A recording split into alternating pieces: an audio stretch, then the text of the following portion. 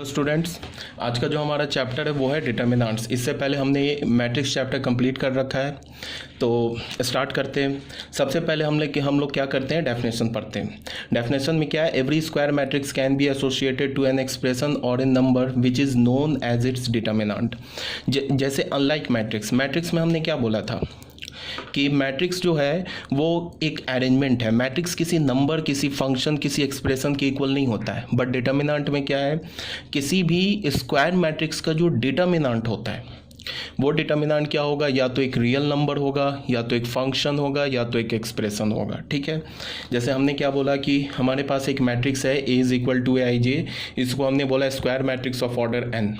तो ये जो है हमारा n ऑर्डर का स्क्वायर मैट्रिक्स है, तो इसका हमने डिटर्मिनेंट कैलकुलेट किया। ये तो ऑलरेडी एक्सप्रेशन जानते हो, मैट्रिक्स में बता रखा है n/n ऑर्डर का है, तो n रोज हो गए एंड n कॉलम्स हो गए। ठीक है, तो इसका हमने डिटर्मिनेंट कैलकुलेट किया। तो डिटर्मिनेंट जो होगा, डिटर्मिनेंट कैलकुलेट करने से पहले ये जो तुम देख रहे हो ना, ये जो दो वर्टिकल लाइन के अंदर जो लिखा है ये पूरा एक्सप्रेशन, ये किसके इक्वल है? ये हमारा एक नंबर हो सकता है, ये हमारा एक्सप्रेशन हो सकता है, ये हमारा एक फंक्शन हो सकता है। ये डिपेंड किस पे करेगा कि अंदर जो एलिमेंट लिखा हुआ है, अगर ये सारे एलिमेंट्स रियल नंबर लिखे हुए हैं तो ये पूरा डिटर्मिनेंट जो होगा ना, ये किसके इक्वल हो जाएगा, एक रियल नंबर के इक्वल हो जाएगा। अगर इसमें कुछ एलिमेंट्स जो हैं वो एक एक्सप्रेशन लिखे हुए हैं तो फिर इसके डिटर्मिनेंट की वैल्यू क्या हो जाएगी, एक्सप्रेशन के इक्वल हो जाएगी। अगर इसके कुछ एलिमेंट्स एक फंक्शन लिखे हुए हैं तो इस डिटर्मिनेंट की वैल्यू क्या हो जाएगी, एक फंक्शन के इक्वल हो जाएगी। ठीक है, ये आप ऑलरेडी जानते हो कि ये हमारा ith रो है, ये हमारा jth कॉलम है, और ये हमारा जनरल एलिमेंट है। जनरल एलिमेंट को हम किससे रिप्रेजेंट करते हैं, AIJ। यहाँ I 1 से लेके n तक वैल्यू लेगा और J 1 से लेके n तक वैल्यू लेगा, तो ये सारे एलिमेंट्स आ जाएंगे। ये तो ऑलरेडी आप जानते हो, ये हमने ऑलरेडी मैट्रिक्स चैप्टर में ये सब काफ़ी डिटेल से डिस्कस कर रखा है। ठीक है, तो क्या बोला मैंने कि ये जो पूरा एक्सप्रेशन लिखा है ना, ये जो लिखा हुआ है दो वर्टिकल बार के अंदर, ये जो पूरा लिखा हुआ है ये किसके इक्वल है? या तो ये एक नंबर होगा, या तो ये एक एक्सप्रेशन होगा, या तो ये एक फंक्शन होगा। ठीक है, उसके बाद बच्चों आ जाओ, नेक्स्ट जो हमारा सेकंड पेज है, इसमें क्या लिखा है कि AIJ को हमने क्या बोला, जनरल एलिमेंट। ठीक है, ये तो ऑलरेडी आपको बता रखा है मैट्रिक्स चैप्टर से। I क्या से होगा, 1 से लेके n तक होगा, J क्या होगा, 1 से लेके n तक होगा, और हमारा n क्या होगा, नेचुरल नंबर। ठीक है, इसमें हमने नोट 1 में क्या बताया, फॉर ए मैट्रिक्स A, अगर हमारे पास कोई A मैट्रिक्स है तो ऐसे लिखते हैं ना, determinant A is read as determinant of A। ये भी बहुत एलिमेंट्री सी बात हो गई, इसे हम क्या बोलेंगे, डिटर्मिनेंट ऑफ A। जनरली इसे मॉड A भी बोलते हैं।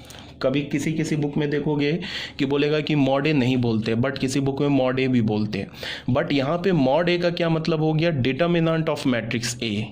मॉड A का ये नहीं मतलब हुआ कि A हमारा कोई रियल नंबर नहीं है। A is not a real number. A real number नहीं है, तो इसका क्या मतलब है कि मॉड A जो होगा हमारा वो एक रियल नंबर नहीं आएगा। इट कैन बी पॉजिटिव और इट कैन बी निगेटिव। ये पॉजिटिव भी हो सकता है और ये निगेटिव भी हो सकता है। ठीक है, तो ऑलरेडी मैट्रिक्स चैप्टर में मैंने बता रखा है। उसके बाद क्या है, only square matrices have determinants. सिर्फ स्क्वायर मैट्रिक्स का डिटर्मिनेंट एग्जिस्ट करता है, नॉन स्क्वायर मैट्रिक्स का डिटर्मिनेंट एग्जिस्ट नहीं करता है। ठीक है, थर्ड पॉइंट में क्या लिखा है, number place horizontally are set to form rows and number place vertically are set to form column. In determinant number of rows is equal to number of columns. ये सब तो एलिमेंट्री बात है, आप मैट्रिक्स चैप्टर से जानते हो। ये जो हॉरिजॉन्टल में ऐसे रखा हुआ है ना, ये क्या है हमारा, ये इसको हम रोज बोलेंगे, और ये जो वर्टिकल में रखे हुए नंबर्स इसे हम कॉलम्स बोलेंगे। मैं डिटर्मिनेंट में क्या होगा, number of rose and number of columns equal होंगे। क्यों होंगे, बिकॉज हम स्क्वायर मैट्रिक्स का ही डिटर्मिनेंट निकालते हैं। नॉन स्क्वायर मैट्रिक्स का डिटर्मिनेंट जो होता है वो डिफाइन नहीं होता है। ठीक है, फॉर एग्जांपल आ जाओ, ये हमारे पास क्या है, एक 2/3 का मैट्रिक्स है। तो 2/3 का मैट्रिक्स है, ये तो स्क्वायर मैट्रिक्स नहीं है, तो इसका डिटर्मिनेंट एग्जिस्ट नहीं करेगा। क्यों नहीं करेगा, because number of rows is not equal to number of columns. ठीक है, अब बच्चों आ जाओ बी में, ये 2/2 ऑर्डर का मैट्रिक्स है, तो इसका डिटर्मिनेंट एग्जिस्ट करेगा। क्यों करेगा, because as number of rows is equal to number of columns. ठीक है, फोर्थ पॉइंट में आ जाओ, Order of determinant is n cross n और n if it has n number of rows and columns। मतलब क्या है कि जनरली हम ऑर्डर क्या बोलेंगे, n क्रॉस n नहीं बोलते हैं, हम बोलेंगे डिटर्मिनेंट ऑफ ऑर्डर 3। तो डिटर्मिनेंट ऑफ ऑर्डर 3 बोलने का क्या मतलब है कि जिस मैट्रिक्स का हम डिटर्मिनेंट निकाल रहे हैं उसमें 3 रोज एंड 3 कॉलम्स हैं। अगर हमने बोला डिटर्मिनेंट ऑफ ऑर्डर 20 तो इसका मतलब जिस मैट्रिक्स का हम डिटर्मिनेंट निकाल रहे हैं उसमें 20 रोज एंड 20 कॉलम्स हैं। ठीक है, तो ये तो बेसिक एलिमेंट्री सी बात है, ये तो आप ऑलरेडी जानते हो। उसके बाद इसमें कुछ एक एग्जांपल और देख लो। जैसे हमने क्या लिया, डिटर्मिनेंट ऑफ ए मैट्रिक्स, ये 2x2 ऑर्डर का मैट्रिक्स है, ऑर्डर इसका क्या है 2x2। अब हमने क्या किया, डिटर्मिनेंट लिया बी मैट्रिक्स का लिया, बी क्या हमारा नल मैट्रिक्स है, तो नल मैट्रिक्स को हम क्या बोलते हैं, और नल मैट्रिक्स कैसा है 1/1 ऑर्डर का, तो डिटर्मिनेंट ऑफ 0 ऑर्डर इसका क्या है 1/1। अगर हमने सी मैट्रिक्स लिया 3/3 तो इसका ऑर्डर क्या है 3, इसका ऑर्डर क्या है 4। ठीक है, ये सब तो जानते हो ऑलरेडी। 5th पॉइंट में क्या मैं बोल रहा हूँ कि जेई मेंस जेई एडवांस और बोर्ड में सिर्फ 3/3 ऑर्डर के मैट्रिसेस ही आते हैं। अब हो सके कभी पूछ दे 4/4 ऑर्डर का तो वो अलग सी बात है, बट अभी तक 3/3 ऑर्डर के मैट्रिक्स से ही क्वेश्चन आते हैं। 4/4 5/5 ऑर्डर के मैट्रिक्स डिटर्मिनेंट के क्वेश्चन नहीं आते। ठीक है, तो यही बोला गया इन IIT JEE और board only determinant of order up to 3/3 और 3 विल बी आस्क। 3/3 से ऊपर नहीं पूछेगा। ठीक है, और अगर मान लो पूछ भी देता है 4/4 ऑर्डर का तो उसमें भी कोई प्रॉब्लम नहीं है। जिस तरह से हम 3/3 ऑर्डर के डिटर्मिनेंट को ट्रीट करते हैं, जैसे हैंडल करते हैं, एग्जैक्टली सेम लाइन पे 4/4 5/5 6/6 ऑर्डर का डिटर्मिनेंट भी हैंडल हो जाए, एग्जैक्टली सेम लाइन पे, कहीं कोई डिफरेंस नहीं है। 6th पॉइंट में क्या बोल रहा है, elements AIJ will be the element belongs to ith row and jth column. ये भी आप जानते हो। In diagonal element I is equal to J होता है, ये भी आप जानते हो। That is number of rows is equal to number of columns. So AII ये किसे रिप्रेजेंट करेगा, ये डायगनल के एलिमेंट्स को रिप्रेजेंट करेगा। सो AII represents the diagonal elements A11 A22 ANN। अगर हमारे पास डिटर्मिनेंट n/n ऑर्डर का है तो उसके डायगनल में n एलिमेंट्स होंगे। वो n एलिमेंट्स क्या होंगे, A11 A22 A33 ANN। ठीक है, जैसे ये देख लो, ये डिटर्मिनेंट है 3/3 ऑर्डर का, तो इसमें इसके डायगनल में कितने एलिमेंट्स हैं, 3 एलिमेंट्स हैं। A11 क्या है -1, A22 क्या है 4, A33 क्या है, मतलब थर्ड रो थर्ड कॉलम पे कौन सा एलिमेंट है 7। तो -1 4 7 को हम क्या बोलेंगे, डायगनल एलिमेंट्स। और डायगनल के ऊपर और डायगनल के नीचे जो एलिमेंट्स होगा उसे हम क्या बोलेंगे, ऑफ डायगनल एलिमेंट्स। तो यहाँ ऑफ डायगनल एलिमेंट्स क्या हो जाएंगे 0 2 5 3 -1 एंड 8। क्लियर है ये बात। इसके बाद बच्चों आ जाओ, यहाँ पे हमने क्या बोला, फॉर डायगनल एलिमेंट्स क्या होगा, I is equal to J होगा। फॉर नॉन डायगनल एलिमेंट्स क्या होगा, I not equal to J होगा। फिर 8th पॉइंट में क्या बोला जा रहा है, AIJ और AJI ये एक दूसरे का कंजुगेट एलिमेंट्स है, ये भी ऑलरेडी मैट्रिक्स चैप्टर में बताया जा चुका है। AIJ and AJI are conjugate elements, और ये भी मैंने बोला है कि कंजुगेट एलिमेंट्स जो होते हैं वो डायगनल के अबाउट सिमेट्रिक होते हैं। या तुम इसको ऐसे भी बोलो कि अगर डायगनल को प्लेन मिरर मानोगे तो कंजुगेट एलिमेंट एक दूसरे के रिफ्लेक्शन होते हैं। तो देख लो, ये डायगनल के एलिमेंट है, ये A12 है A21, symmetric with respect to diagonal, again symmetric with respect to diagonal, A31 and A13, A32 A32 and A23, ये भी क्या है, डायगनल के अबाउट सिमेट्रिक है। Conjugate elements are reflection with respect to diagonal. ठीक है, इसके बाद आ जाओ बच्चों सेकेंड पॉइंट पे। सेकेंड पॉइंट क्या हमारा, माइनर्स एंड कोफैक्टर्स। ये भी ऑलरेडी मैंने इन डिटेल डिस्कस कर रखा हुआ है मैट्रिक्स चैप्टर में। अगर नहीं समझ में आया तो जाओ एक बार मैट्रिक्स चैप्टर का जो वीडियो मैंने सेंड किया है उसको जाके दोबारा देखो। चलो फिर भी अगर किसी बच्चे ने नहीं ध्यान से सुना है या किसी का रह गया छूट गया है तो एक बार मैं फिर यहाँ पे थोड़ा फास्टली इसको डिस्कस कर दे रहा हूँ। माइनर में आ जाओ। माइनर हमने क्या बोला, let A is equal to AIJ be a square matrix of order n order का स्क्वायर मैट्रिक्स है। देन माइनर को हम क्या बोलते हैं, माइनर जो होता है ना वो एलिमेंट का निकालते हैं, और माइनर एक डिटर्मिनेंट होता है। तो माइनर अगर एक डिटर्मिनेंट है तो हम बोल सकते हैं कि माइनर एक रियल नंबर है। द माइनर MIJ, माइनर को किसे रिप्रेजेंट करेंगे, कैपिटल MIJ। किसका माइनर, AIJ क्या, element in A is the determinant of the square sub matrix of order n-1 obtained by leaving ith row and jth column of A। मतलब क्या है कि अगर तुम AIJ एलिमेंट का माइनर निकाल रहे हो ठीक है, तो तुम ith रो को डिलीट कर दो, jth कॉलम को डिलीट कर दो। तो ith रो, अगर मान लो मैट्रिक्स हमारा n बाई n ऑर्डर का है, तो अगर तुमने एक रो एक कॉलम को डिलीट कर दिया तो ऑर्डर क्या बचेगा, n-1 क्रॉस n-1 ऑर्डर बचेगा। तो n-1 क्रॉस n-1 ऑर्डर का जो डिटर्मिनेंट आएगा, उस डिटर्मिनेंट का वैल्यू aij का माइनर हो जाएगा। ठीक है, मान लो कि हमारे पास कोई मैट्रिक्स 3/3 ऑर्डर का है। अगर मान लो कि हमें सेकेंड रो थर्ड कॉलम का पे जो एलिमेंट है, सेकेंड रो थर्ड कॉलम पे जो एलिमेंट है उसका हमें माइनर निकालना है। तो माइनर कैसे निकालेंगे, सेकेंड रो को डिलीट कर देंगे, थर्ड कॉलम को डिलीट कर देंगे।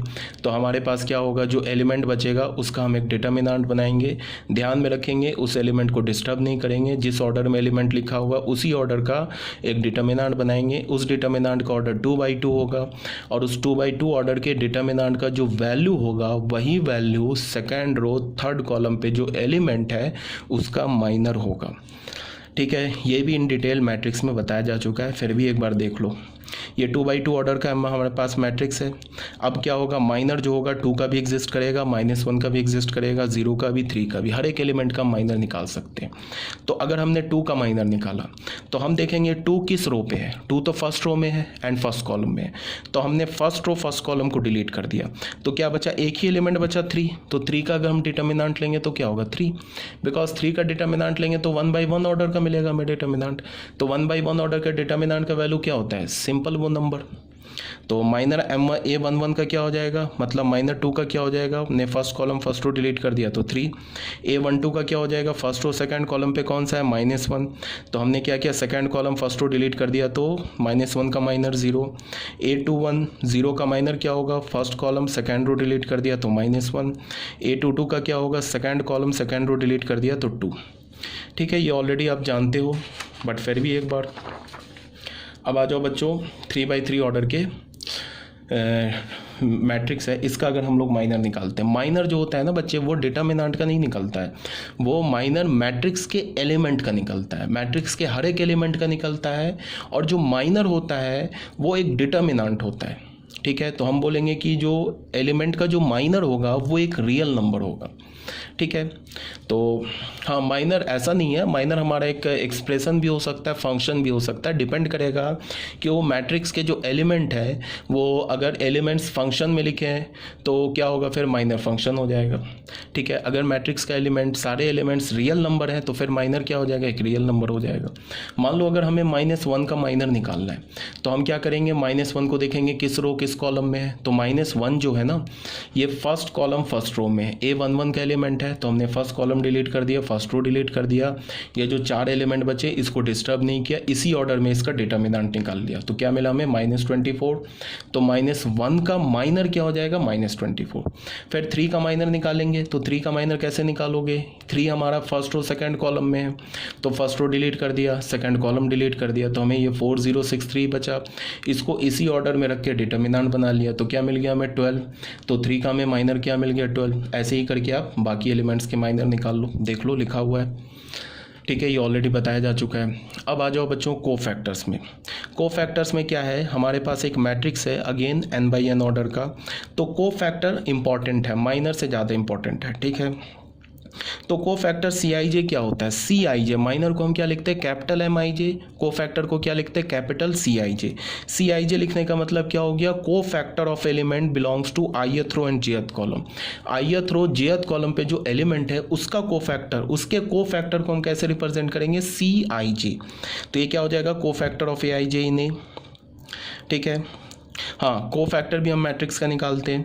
तो कोफैक्टर का डेफिनेशन क्या होता है, -1 to the power i plus j into Mij। -1 पे power number of row plus number of column into Mij, ये कोफैक्टर होता है ith रो jth कॉलम का। ठीक है, अब इसको हम कैसे बोल सकते हैं, Cij किसके इक्वल होगा, Mij के। कब, जब i प्लस j हमारा इवन हो जाएगा। बच्चों देखो, अगर i प्लस जे इवन हो गया, i प्लस जे इवन हो गया तो ये तो 1 हो जाएगा ना, तो सी आई जे फिर किसके इक्वल हो जाएगा, एम आई जे के। और अगर i प्लस जे ऑड हो गया तो फिर सी आई जे किसके इक्वल होगा, माइनस एम आई जे के। ठीक है, तो यही बात यहाँ बोला गया है, C I J is equal to M I J if I plus J is even and C I J is equal to minus M I J if I plus J is odd. तो को factor क्या होता है, को factor भी हम matrix का निकालते हैं। ठीक है, मैट्रिक्स के एलिमेंट्स का निकालते हैं, मैट्रिक्स के हर एक एलिमेंट का हम को फैक्टर निकालते हैं। ठीक है, और को फैक्टर हमें क्या मिलेगा, एक रियल नंबर मिलेगा। अगर मैट्रिक्स के हर एक एलिमेंट रियल नंबर लिखे हैं तो को फैक्टर भी रियल नंबर मिलेगा। को फैक्टर को हमने डिफाइन कैसे किया, को फैक्टर इज इक्वल टू -1 पे power I plus J into M I जे। अब अगर आई प्लस जे इवन हुआ तो को फैक्टर और माइनर इक्वल होगा, आई प्लस जे ऑड हुआ तो को फैक्टर और माइनर एक दूसरे का नेगेटिव होगा। ठीक है, यहाँ तक क्लियर होना चाहिए, कोई प्रॉब्लम नहीं होनी चाहिए। ओके।